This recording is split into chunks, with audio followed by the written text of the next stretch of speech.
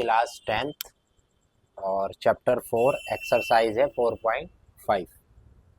ठीक है, और इसका क्वेश्चन है फैक्टराइज करना है, फैक्टर निकालना है। फैक्टर का मतलब होता है एक तरीके से उसको तोड़ना, है ना, फैक्टर करना। तो यहाँ पे एक चीज़ समझनी है कि आपको किस तरह से इसे स्प्लिट करना है। बहुत आसान तरीका है। देखें, इसको फैक्टराइज करने का तरीका ये होता है कि इसे बीच वाली टर्म को, ये जो बीच में 11x है ना, एक्स स्क्वायर प्लस 11x+24, ये किस फॉर्म में है तो पता ही है आपको।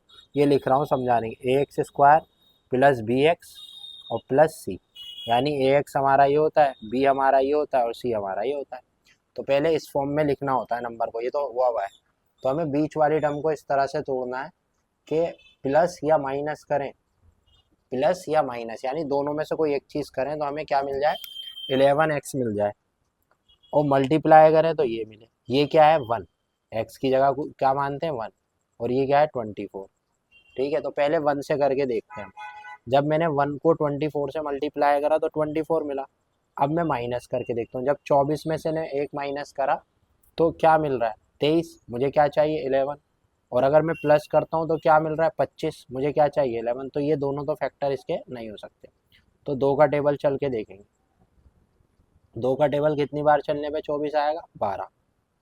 तो ये आ गया 24, मल्टीप्लाई में तो आ रहा है। 12 में से 2 गए, 12 में से 2 जाते हैं, तो 12 में से जब 2 गए तो कितने बचे 10। यहाँ क्या चाहिए 11, और प्लस कर रहा हूँ तो 14, जब भी नहीं आ रहा है। तो ये दोनों भी फैक्टर नहीं हुए। अब 3 से चलेंगे। 3 का टेबल कितनी बार चलना पड़ेगा, 24 लाने के लिए 8 बार। ठीक है, तो 3 अट्ठे 24। ठीक है, 24 तो आ रहा है। अब 8 में 3 प्लस करते हैं, कितना हो रहा है 11, प्लस करने पे मिल गया 11।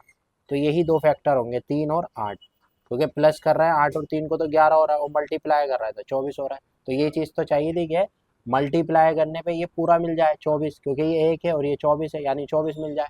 और प्लस या माइनस दोनों में से कोई एक करें तो हमें 11 मिल जाए। तो प्लस करने पे हमें 8 और 3 को 11 मिल रहा है, और मल्टीप्लाई करने पे 24 मिल रहा है। तो हमारे फैक्टर बिल्कुल आसानी से बन गए। ये हो जाएगा x², फिर हो जाएगा प्लस 8x, और फिर प्लस हो जाएगा 3x, फिर प्लस हो जाएगा 24। हमने पहला वाला जो था बिल्कुल वैसे ही लिख दिया, आखिर वाला जो था बिल्कुल वैसे ही लिख दिया, सिर्फ बीच वाली टर्म को स्प्लिट कर दिया अंदर। ये अब जो है बीच वाले को हमने तोड़ लिया।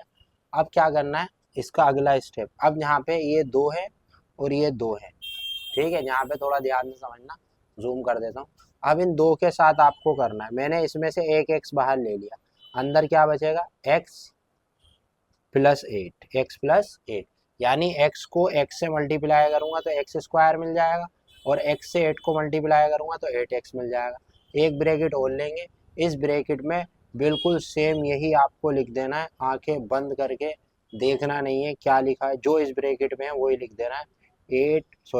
x+8, x+8, ये नहीं। बाहर क्या लिखेंगे, बाहर लिख दिया मैंने 3, 3 को x से करेंगे तो 3x आ जाएगा, 3 को 8 से करेंगे तो 24 आ जाएगा।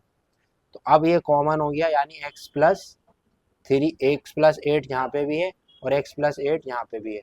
तो जो कॉमन है उसे एक बार लिख देंगे, x+8। बचा क्या, ये बचा x और ये 3, तो यहाँ पे लिख देंगे x+3, क्योंकि ये प्लस में माइनस में तो है नहीं। तो यही हमारा फाइनल आंसर होगा। इसका पहला पार्ट हमने कर लिया। चलिए